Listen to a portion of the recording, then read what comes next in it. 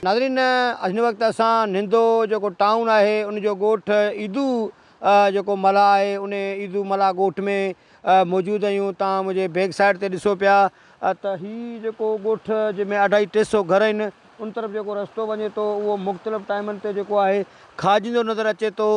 जॾहिं त ज़िले जेका इंतिज़ामिया आहे उन टाउन वारनि खे जेको आहे इन ॻोठाणनि जी हिकिड़ी दरख़्वास्त पहुतल हुई, उन ते जेको आहे नोट बि लॻाए ॾिनो आहे त फौरी तौर ते जेके ॻोठाणा आहिनि इन्हनि खे रस्तो जेको आहे दुरुस्त हालत करे ॾिनो वञे त जीअं इहे कंहिं बि बीमारी जी सूरत हाल में या शहर तरफ़ जेको आहे टाइम सां पहुचनि।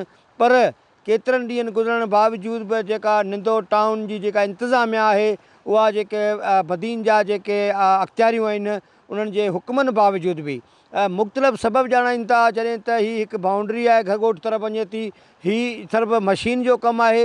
जेका मशीन तव्हां मूंखे साम्हूं जेको आहे साइड ते राइट हैंड ते तव्हां उहा शाख आहे जेका हिन वाह खे मुकमल तौरु जेको आहे पाए रही आहे।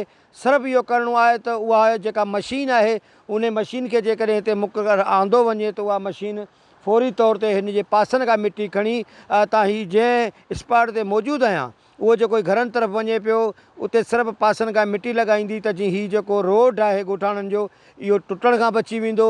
ऐं ख़ुदा न ख़ास्ता कंहिं बि वक़्तु का बि अहिड़ी बीमारी थी वञे, का कुदरती का बाहि लॻी वञे त हिन ॻोठ ताईं जेको आहे मोटर साइकिल जो पहुचण बि मुश्किल आहे। उते मुंहिंजे ख़्याल में वॾी गाॾी जो पहुचणु हिन वक़्तु नामुमकिन आहे, छो त असां तव्हांखे मुख़्तलिफ़ जेके हिन गली जी लोकेशन आहे उहा ॾेखारी आहे त तमामु ख़तरनाक बणियल आहे। जितां हिकु मोटर साइकिल मटे थो त ॿियो मोटर साइकिल क्रॉस नथो करे सघे। पर टाउन जंहिंजी तमामु वॾी बजट जेका आहे निंदो जी हिन वक़्तु मौजूदु आहे, पर लापरवाही अख़्तियारनि जी जेको आहे लापरवाही सबबु उहा ख़र्च न पई थिए। अफ़सोस सां हे जेके इलाइक़ा आहिनि उन्हनि जी जेका सूरत हाल आहे उहा ॾाढी ख़राबु आहे। हाणे ज़रूरत इन ॻाल्हि जी आहे त फौरी तौर ते ज़िले हुकूमत बदीन, डिप्टी कमिश्नर बदीन ऐं लाॻापियल जेके अख़्तियारियूं आहिनि उहे हिन मामले जो संजीदगी सां नोटिस वठनि। हीअ 250-300 जेके घर आहिनि उन तरफ़ जेको रस्तो वञे पियो उन रस्ते खे दुरुस्त हालत में कराइनि। कैमरामैन असगर खोसो सां गॾु राज़क ॾिनू खोसो, अवामी आवाज़ TV न्यूज़ बदीन। विज़िट कयो अवामी आवाज़ मीडिया ग्रुप जी वेबसाइट awamiawaz.pk।